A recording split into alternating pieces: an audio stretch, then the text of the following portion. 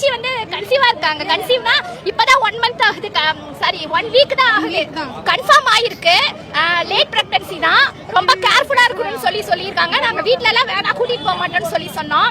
ஆனா கண்டிப்பா பக்கத்துலயே ஓடி போய் பாத்துட்டாங்க. நமக்கு எதிரிங்களா வெளிய இல்லடா, உள்ளவே இருக்கீங்க. அதாவது கண்ட நாய்லாம் அட்வைஸ் பண்ணுண்டான்னு சொன்னாலும் கேட்க மாட்டீங்க. இதை சொன்னா எகிரி குச்சி ஏன் கழுத்தே கடிக்க வருவீங்க. எத்தனை முறை தாவேக தலைவர் விஜய் சொல்லியிருக்காரு, அதாவது என்னுடைய பிரச்சாரத்துக்கு கர்ப்பிணி பெண்களை கூப்பிட்டு வராதீங்க, முக்கியமா குழந்தைகளை கூப்பிட்டு வராதீங்க, முதியோர்களை கூப்பிட்டு வராதீங்க, ஊனமுற்றவர்களை கூப்பிட்டு வராதீங்கன்னு எத்தனை வாட்டி சொல்லியிருக்காரு. பாடமா படிச்சிருக்காரு, நம்மளும் சொல்லியிருக்கோம்.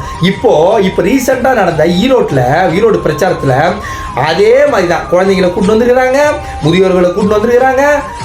இதுல ஒரு அம்மா பேட்டி கொடுக்குது. என்ன பேட்டி கொடுக்குதுன்னா, அவங்க ஃபேமிலியும் வந்திருக்காங்க. என்னன்னா, அதுக்கு ரொம்ப வருஷமா கழிச்சு ஒரு குழந்தை நின்று இருக்கு. அதாவது பிரெக்னன்ட் ஆயிருக்காங்க, கன்சீவ் ஆயிருக்காங்க.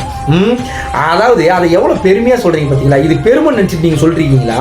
எப்படா அவதூறு பாயிண்ட் கிடைக்கும், எப்படா எகிர்பிச்சு வந்து நம்மளை கடிக்கலான்னு பார்த்துட்டு இருக்காங்க. அதுக்கு ஏத்த மாதிரியே நீங்க பாயிண்ட் கொடுத்துட்டு இருக்கீங்க. என்னது, அதாவது அந்த பொண்ணு சொல்லுது, அதாவது இப்பதான் கன்சீவ் ஆயிருக்கு, அது மொதல் 3 வாரத்துல எவ்வளவு சேஃப் அண்ட் செக்யூரிட்டியா இருக்கணும். அவங்க ஃபேமிலிக்காச்சும் அறிவு வேணாம். இப்படி அப்புறம் இப்படிலாம் பண்ணிட்டு ஐயோ அம்மா போச்சேன்னு வந்து இங்க கத்திக்கின்னு கதறிக்கின்னு அடிச்சுன்னு கிடக்குறது.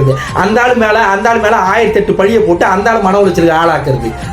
திருந்தவே மாட்டல நம்மளாம். அதாவது அந்த 3 வாரத்துல எவ்வளவு சேஃப் அண்ட் செக்யூரிட்டியா இருக்கணும் ஒரு கர்ப்பிணி பெண்கள்.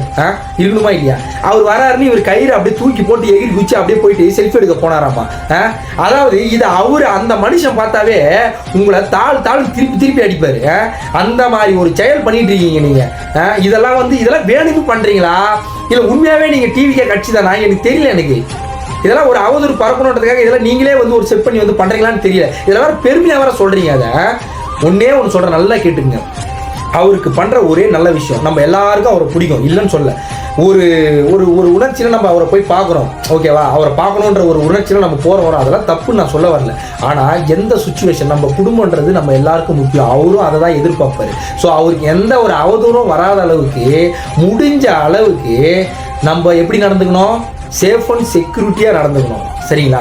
கொஞ்சமாச்சு புரிஞ்சுக்கிட்டு இனிமே அவரோட பிரச்சாரத்துக்கு இந்த குழந்தைங்களை 2 வயசு குழந்தைங்களை கூப்பிட்டு வர்றதோ, இல்லை வந்து நீங்கள் ஒரு கர்ப்பிணி பெண்கள் போகிறதோ, முடியாத முதியோர்களை கூப்பிட்டு வர்றதோ நம்ம ஆசைக்காக அவங்கள பலிக்கேட ஆக்கக்கூடாது. அதை முதல்ல நல்லா புரிஞ்சுக்கங்க. சரிங்களா?